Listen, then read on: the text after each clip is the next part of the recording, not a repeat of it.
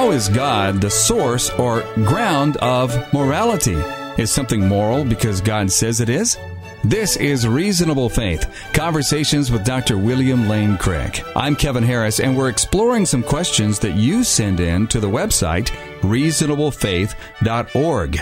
These are some of the most compelling questions that people ask, and Dr. Craig is addressing them on this podcast. You can get many resources, including articles, debates, audio, video, interactive forums, these podcasts, and Dr. Craig's Defenders class, all available at our website, reasonablefaith.org.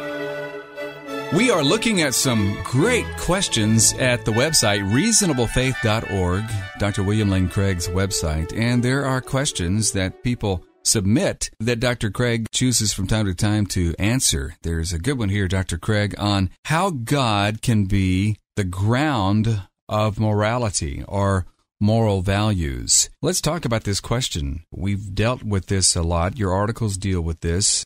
It comes out in your debates quite often.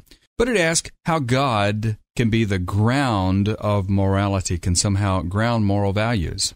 Well, I think of God as the embodiment of the moral good. He is the paradigm of goodness. He defines what goodness is. Think by way of analogy of judging a music in terms of being high fidelity. We used to hear the term that a recording was high fidelity, which meant that it approximated to the sound of a live orchestra.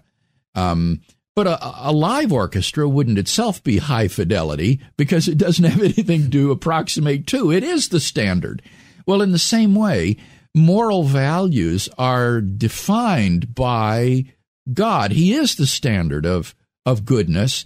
His character is the paradigm of goodness. And then whether or not our actions are good or bad will be based upon how faithful they are to the standard, whether they are morally high fidelity or not, or whether they fall away from the standard and are therefore evil. So God, in his moral nature, is the paradigm of goodness. He is by nature essentially good, loving, kind, faithful, just, loyal, truthful, and so forth. So I see moral values as defined paradigmatically in God. That is to say, God is the standard. Then that moral nature issues in divine commandments to us. It is out of that nature that God commands us that we should love our neighbors as ourselves, that we should love the Lord our God with all our heart and soul and strength and mind and so forth. And these moral commandments then constitute our moral duties. This is the source of moral obligation for us, that we are commanded by God, the paradigm of goodness, to do certain things. So we can distinguish between values and duties in this way. Values concern the moral worth of something, whether it's good or bad. Duties concern whether something is obligatory for us, whether it's right or wrong. And I see moral duties as rooted in the commandments, moral values as rooted in the nature of God. Dr. Craig, the critic will often say that morals are subjective, and even if they're somehow grounded in God, that they're still subjective because they're subject to Him and what He thinks is moral and so on. How does what you just said escape that subjectivity of moral values within God? Great question. If moral values were simply rooted in the divine will, if God just made up what is right and wrong arbitrarily, then I would agree with you. That would be the ultimate in subjectivity. Moral values would just be arbitrary declarations of God. And that position has a name. It's called voluntarism. Voluntarism would be the view that moral values are rooted in the will of God and that the will of God just decides what's good and evil, right and wrong. The view that I've laid out is quite different than that because well, people would say God has His opinion, I have mine. Yeah, right. Now, the view I've laid out is quite different from that because it says that moral values are not rooted in the divine will. His commands to us are expressions of His will, but these are rooted in the divine nature, in His essential moral properties like justice, kindness, compassion, truthfulness, and so forth. And those aren't arbitrary. Those can't be changed. Those are logically necessary and therefore exist in all possible worlds. There is no possible world in which God lacks these properties and does not exist. So for further study, we could contrast voluntarism and essentialism.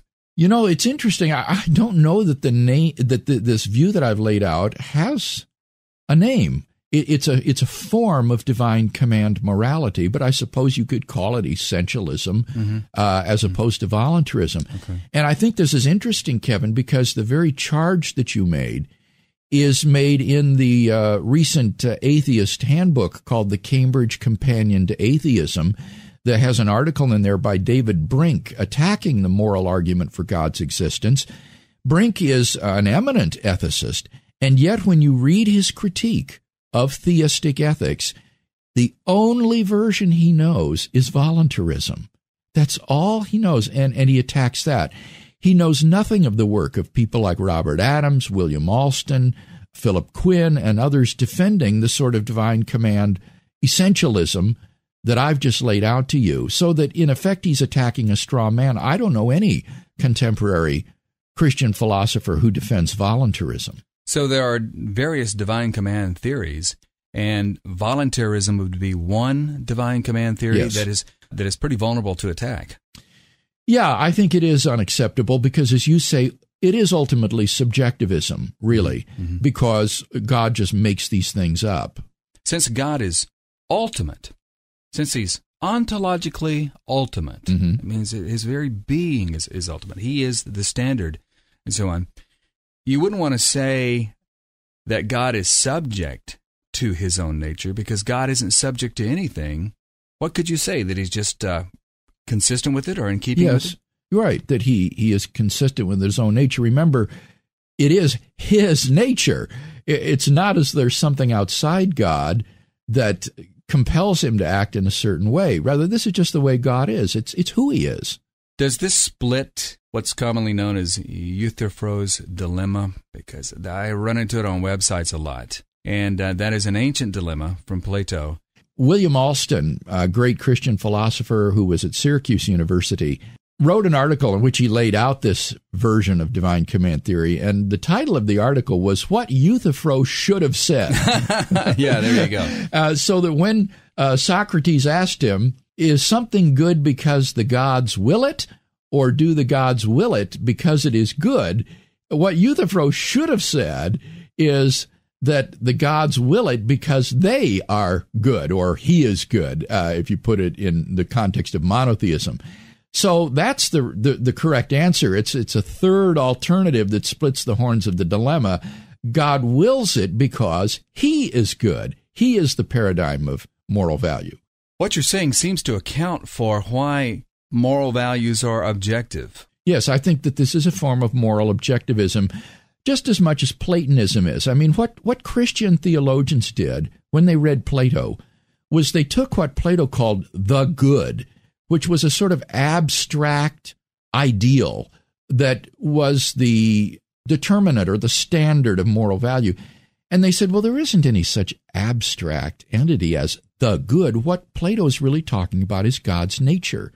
So they took the good and in essence made it the nature of God, and thereby have the same sort of objectivism that Platonic ethics did. What can we learn from that? They took Plato, they took his insights and applied them to the truth of Christianity. Exactly. They baptized Plato. And this is the common pattern of the early church fathers. They didn't just reject Greek philosophy wholesale, but wherever they could, they appropriated its insights in the service of Christian theology.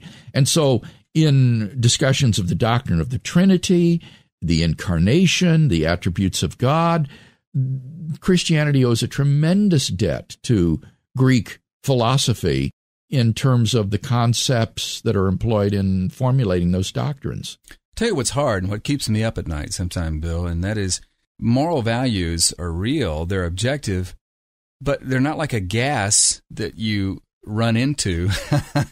They're not hanging suspended somehow, but yet how do they exist then?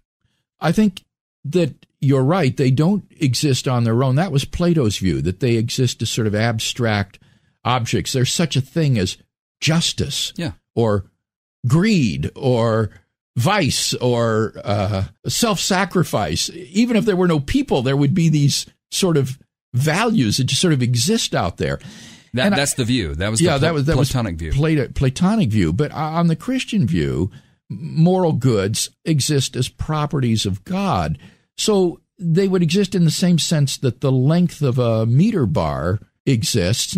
There isn't some sort of abstract thing called the length that exists on its own, but it's a property of the meter bar that's there in Paris and the Bureau of Measures and Weights, and the length of the bar is the property of the bar itself.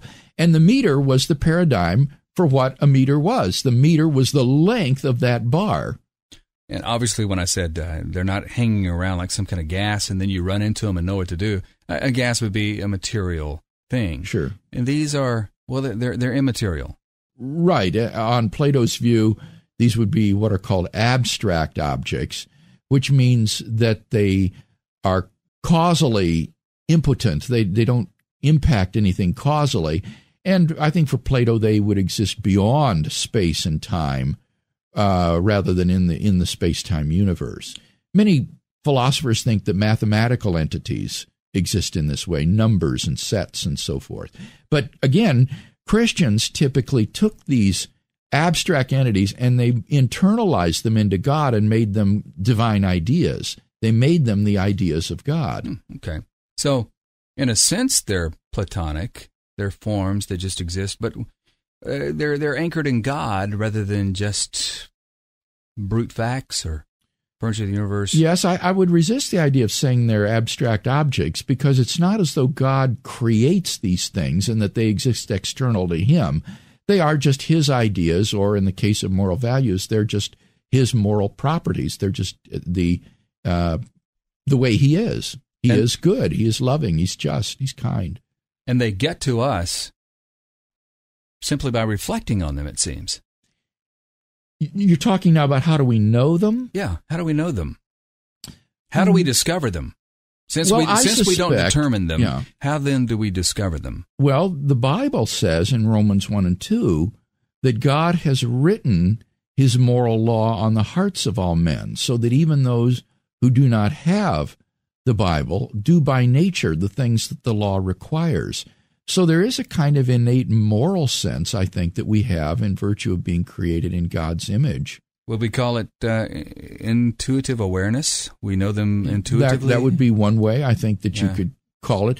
And then other values that are not so intuitively obvious would be communicated to us by divine revelation. Okay. I'm pursuing this because a guy really tried to trip me up on all this the other day. He was really trying to ask me how these objective moral values exist, even if they're grounded in God and so forth. And it takes a while of dialogue to talk about Platonic forms and abstract and things like that. Well, when you think about it, why is it any more difficult to think that the compassion of God exists than to think that the omnipotence of God exists or the timelessness of God exists? I don't see the difference. They're just properties of God, but the one is a moral property and the others are non-moral properties. Things like omnipotence and timelessness aren't moral properties, but that's how they exist in the same way that any of the properties of God exist. They're just ways God is. And morals are properties of persons. I mean, a rock doesn't contain moral properties, or a star, or cosmic dust, or even a parakeet. So they're personal. Right, they're person-dependent, and I think it's in virtue of being persons, as God is personal, that we have intrinsic moral value, too. And that's why a single person is more valuable than the entire material universe put together, which is an awesome thought, because only persons have intrinsic moral value. Things have extrinsic value in that they can serve the purposes of persons. A hammer can help me to build a house. Money can help me to buy food. These things are extrinsically valuable in that they serve as means to ends. But persons are ends in themselves. They are intrinsically valuable, not just extrinsically valuable as means to be used for some end. And so, as Augustine said, we should love people and use things. But so often, we do just the opposite. That's an indictment on us all. It really is. The skeptic will say, well, if moral values are objective, then why doesn't everybody recognize them and agree on moral values? Why are there such conflicts between pro-life and pro-choice and things like that? Well, I think to say that moral values are objective is not to say that they're always clear. Certainly there can be areas of gray. Some things are clearly right or clearly wrong, but in between, there can certainly be difficult moral questions that are hard to discern what's right and wrong. To say that there are objective values and duties is to say that in any moral situation that you find yourself in, there is a right thing to do and there's a bad thing or a wrong thing to do. But it's not to say that that's always easy to discern. So we mustn't confuse epistemology, which is how you know moral values and duties, with ontology, which is the reality of the moral values and duties. I'm not making a claim that because these things objectively exist, that they're always easy to discern. We can misapply them, even though they're objective. We can do the wrong thing. Perhaps even though moral values are objective, we sometimes subjectively apply them. Yeah, that's absolutely right. I mean, this is what sin is. Sin says that we're fallen in our nature, and therefore we love wickedness and unrighteousness rather than righteousness. We're bent in upon ourselves and pursue our own selfish interests. And so it's not surprising that when you look out at the world, you find cultures that are deeply warped and evil. One thinks of apartheid in South Africa or of Nazi Germany or in dictatorial societies and cultures like Marxist or communist nations, or even in materialistic, consumer-driven Western nations. It's not surprising, in virtue of people's sinfulness, that we would see entire cultures infected with evil and existing in a morally fallen way. So the objectivity of moral values doesn't mean that everybody follows them. Does it, however, account for why people who don't even believe in God or claim not to believe in God can be good or do the good thing or recognize right and wrong? Exactly. If there were no God, I think there would be no objective moral values. Everything would then be simply subjective. The moral values would be the byproduct of socio-biological pressures upon humanity, just as a troop of baboons will exhibit cooperative behavior because it helps them to survive. So human beings have evolved a kind of herd morality that helps them to get along in the struggle for survival. You scratch my back and I'll scratch yours, that sort of thing. So if there is no God, it seems to me that there really is no objective right and wrong, good and evil. Everything is morally indifferent. But if there is a God, then even the atheist's life is characterized by good and evil, right and wrong, whether he believes it or not, because these things are not dependent upon human opinion. A skeptic once accused me of saying, when I tried to show that morals are objective and that they're grounded in God and in His nature and so on, that if I didn't believe in God, or that I somehow tomorrow came to believe that God didn't exist, would that mean that I would go out and begin raping and pillaging? And he said, if you answer no, that means that you don't need God to keep you from doing those things. Would you suddenly transform into a barbarian if you came to think that God didn't exist tomorrow? That's to misunderstand the argument. The argument isn't that because of the existence of God, we're constrained in our moral behavior.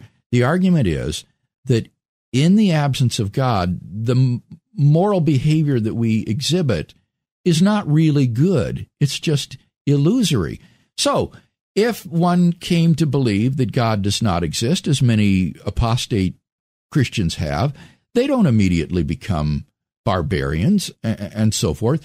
But it would mean that the moral behavior that they continue to pursue isn't really right or wrong if there is no God, if they were right. Now, I think there is a God, so it is still good and right. But if God doesn't exist and one came to the realization that he doesn't exist, you might still, as a result of societal pressures, continue to live the way you always have.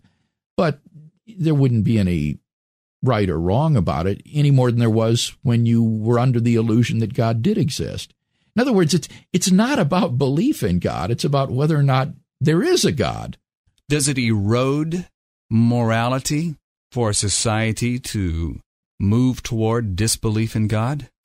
That is a really, really good question that I think only a sociologist and not a philosopher could answer. Certainly, Kevin, when you look at nations that have been atheistic, like Albania and the Soviet Union and communist China, their moral record is absolutely appalling. It really is frightening, and you can't help but wonder if atheism isn't contributory to a decline in moral cohesion.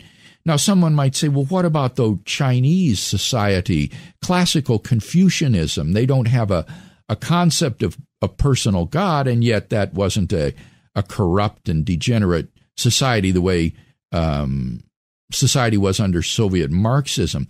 But it's important to understand that in Confucianism, you do have a thing called the heaven, or Tian, which is a kind of moral absolute that I think serves, in a sense, as a God substitute. It's a kind of confused apprehension of the moral nature of God. And so it does have a strong sense of transcendent moral absolutes. It's not an example of atheism per se.